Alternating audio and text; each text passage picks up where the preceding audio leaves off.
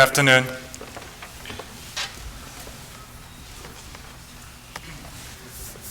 So I was given a long title, so I shortened it, Gender Equity in Access to Liver Transplantation. Alina was my mentee at Mayo Clinic, and she has done most of the work on this issue, and I borrowed some of her slides, so I'd like to acknowledge that. So if you can think about how do we approach liver transplantation and liver allocation, there may be two different philosophies. On the one hand, you can use liver transplantation to save lives of a dying patient.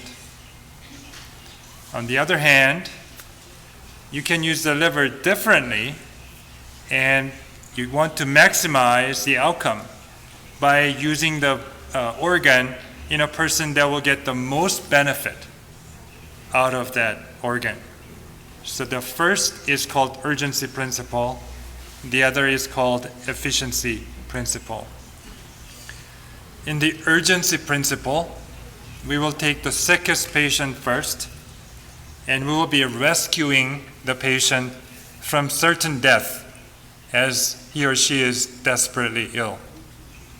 But the downside of the approach is that the patient may be so sick that the outcome may not be optimal.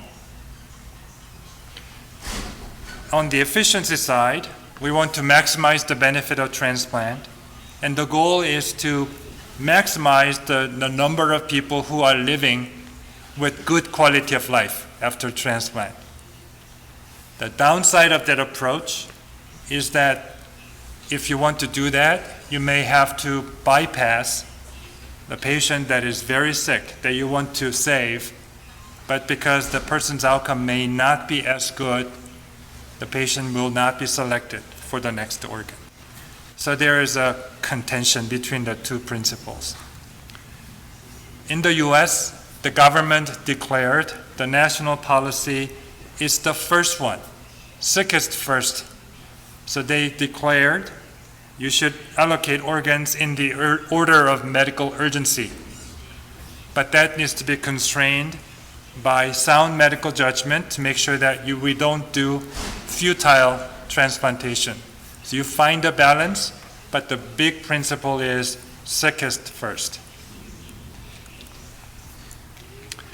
So we were fortunate enough to be part of that process where we helped with the national policy.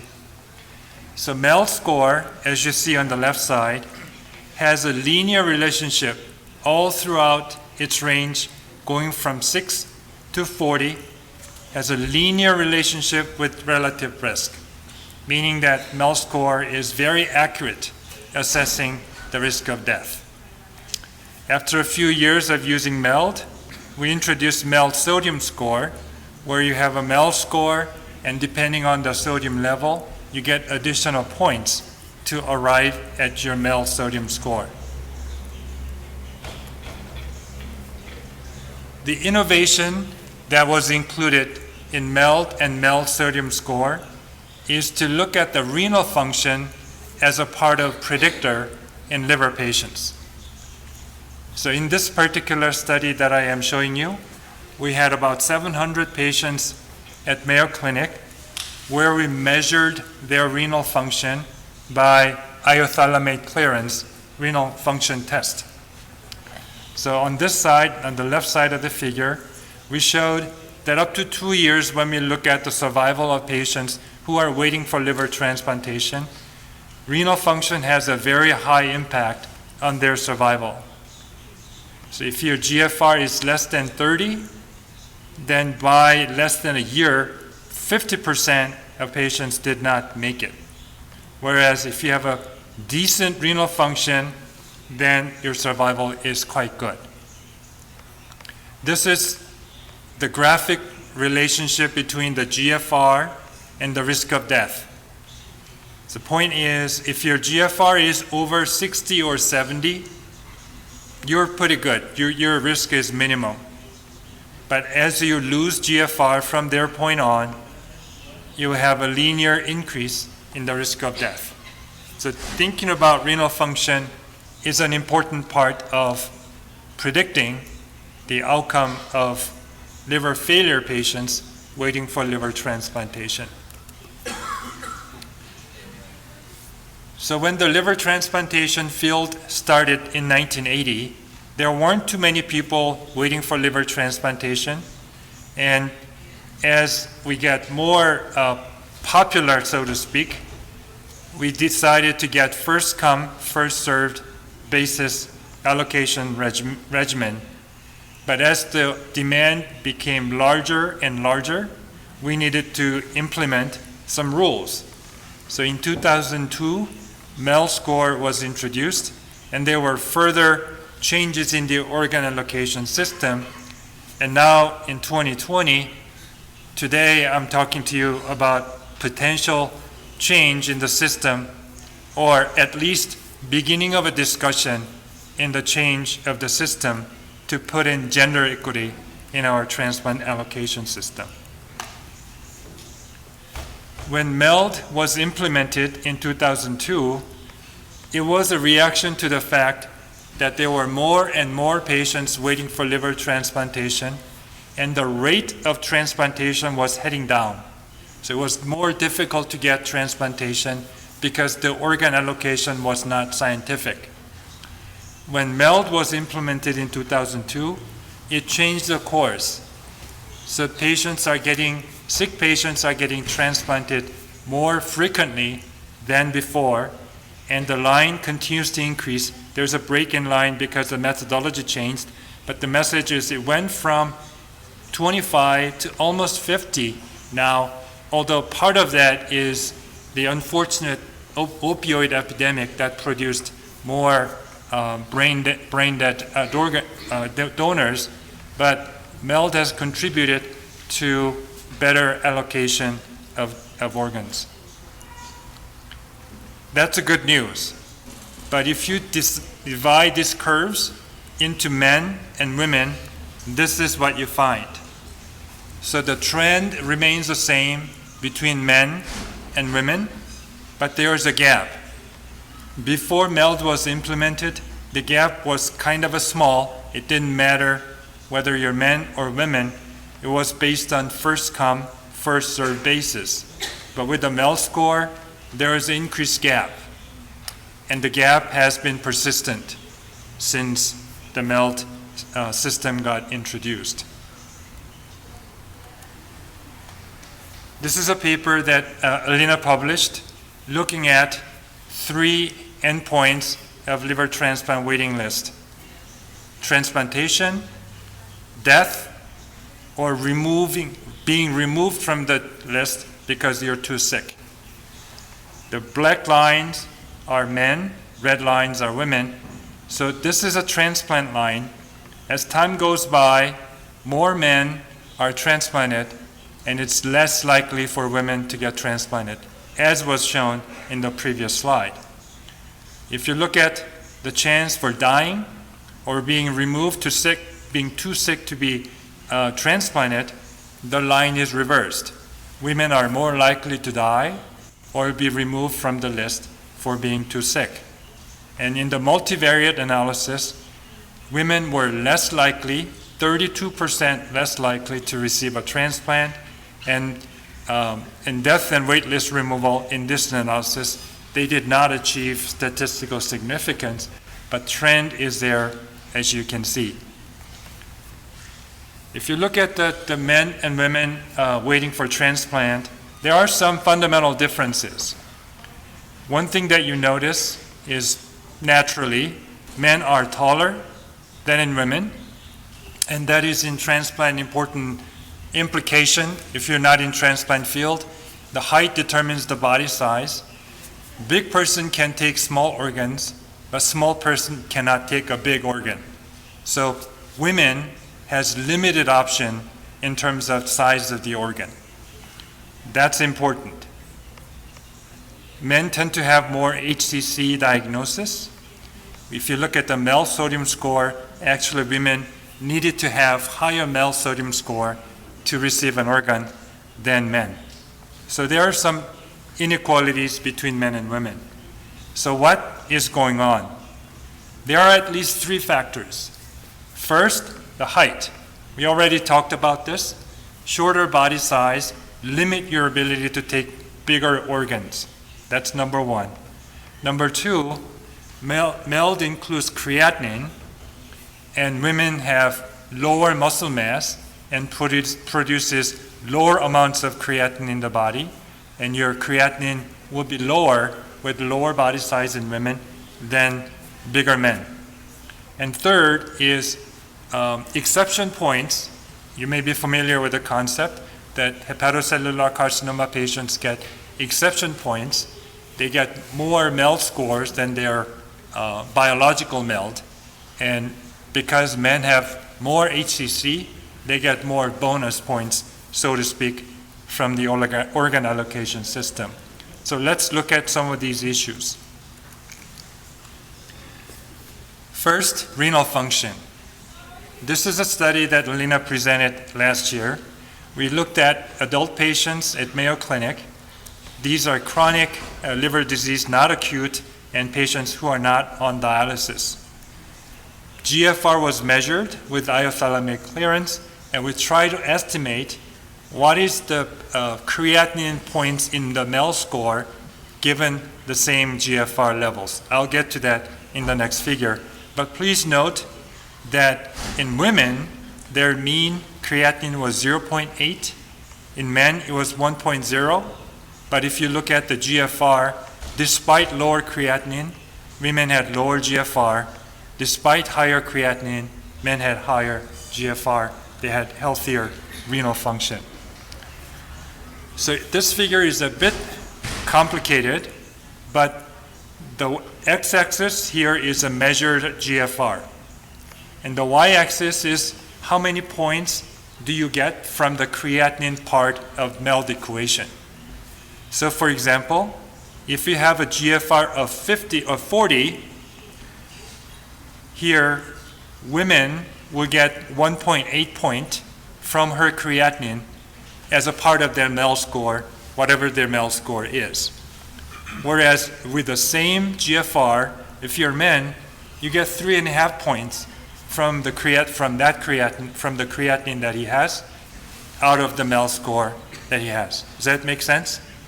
So if your MELD score is 20, in men, 3.5 of that 20 may come from creatinine, the rest from bilirubin, and so forth. In women, with the same GFR, she'll only get 1.8 points. That's MELD score, but we're using MELD sodium score because sodium is not affected by gender. Maybe MELD sodium will equalize things better. That was our hypothesis, but it turns out that it's opposite. So that's the gap that we just talked about in MELD score between men and women, same GFR. But when we did the same analysis with MELD sodium, that is the area. The area is actually bigger. The gap is actually bigger with MELD sodium between men and women. And these are the numbers. The gap may range from 0.5 or 1 all the way up to 4.8 in the worst case scenario. So if creatinine is not a good marker of renal function and biases the system against women, can we get a better tool to represent renal function in the MELD score? So this is a project one of my mentees did with us to look at more accurate renal function estimator, and we call it GRAIL, glomerular filtration rate assessment in liver disease. This is liver disease specific GFR estimator. And that model, GRAIL model, has these variables: age, race, gender, creatinine, BUN, albumin, and whether the person is before or after liver transplantation. So this is an example that I wanted to illustrate. A 57-year-old woman who's non-African American, who has a creatinine of 1.3, which is pretty decent, BUN of 20, normal, albumin of 3.2, okay for a liver failure patient. If you estimate the GFR, it's only 29.7. So in women with small body size, creatinine level may be deceiving and make you overestimate the renal function. But anyway, if you use this GRAIL function, you can better estimate the GFR. So this figure, the black line across is the error line. So you want to minimize the error, and the model that is close to that line is a better model. So GRAIL is the dark bar, and you can see it is centered around that 0. So it has the least bias. So it's better than MDRD6, MDRD4, or CKD-EPI, which are generic GFR estimators that are often used. So we think that this is a better model to look at GFR in liver patients. But the question is, if you use this estimator instead of creatinine, do you do a better job of estimating the risk in our patients? And this is an attempt for that. So when we replaced creatinine with GRAIL score or GFR, this is what you get. Bilirubin, INR, and GRAIL and sodium score, they're all significant. And interestingly, female sex in that equation is no longer significant. So gives you a promise that we're doing a better justice to female candidates. When we compare the performance of MELD sodium, the current standard, versus MELD GRAIL sodium, this model, this is what you see. The black lines at different score levels is what was observed in terms of mortality. And you notice the next bar matches the observed pretty closely. So that's MELD GRAIL score, predicting mortality more accurately than MELD sodium score that tends to underestimate mortality in high MELD patients. So we think that this may be improvement for mortality prediction in general, but it may also eliminate or reduce the gender disparity between men and women because we reduce the impact of the creatinine being affected by the body size. How about the height? We talked about that. This is one slide that I'll show you. On the x-axis is the recipient height, and the y-axis is the risk of death, the risk of this event. So in looking at the chance for transplantation, in both genders, black being men, red being women, the higher your stature is, the taller you are, the more likely you will get a transplant. You see that? So that's up to about this level, 180 centimeters. The line keeps going up. The taller you are, the higher you're going to take a transplant. The line plateaus a bit earlier for women, so it maximizes at about 175. But because more women are in this range, the chance for transplantation is smaller. Mortality is the other way around. The taller you are, the less likely you will die, and you will see that that's the case here, up to about 180. The taller you are, the risk goes lower. So what can we do to address this? So creatinine fixing is one approach, but the height is difficult to fix. So this is a hypothesis that we considered. What if we gave extra point to female candidates? Will it level the playing field? So this is MELD at transplant, and observed and expected is here, and there's a bit of a gap. But if you added one more point to the female patients, and this is what you get, you actually get a bit more transplantation in higher MELD score for women, and it's obviously always better than the current situation. So compared to the observed, the expected transplantation matches when you added one more point to women. So humble 1 point. In summary, women are disadvantaged in the current allocation system with reduced access to liver transplantation, and I think that this needs to be corrected. There are three key disparity drivers. One is creatinine-derived MEL points. Serum creatinine underestimates renal function in women, resulting in 1 to 2 fewer MEL points. The addition of sodium to MEL points or MEL score worsen the disparity, unfortunately, but using a better renal function estimator such as GRAIL score may improve risk prediction and, more importantly today, reduce gender disparity. Height is an issue that the scoring system cannot overcome. It's just a biology, but we can level the playing field by honoring more MEL points in women. Exception score that is designed to be working against 4 patients with unusual diagnosis such as HCC, so I don't think we need to mess with that. So in our proposal, adding 1 extra MEL point to women may eliminate the gender disparity, but this needs to be tested, needs to be debated as a national policy. We have a long way to go from this being accepted as a national policy, and more data will come. Thank you very much for your attention.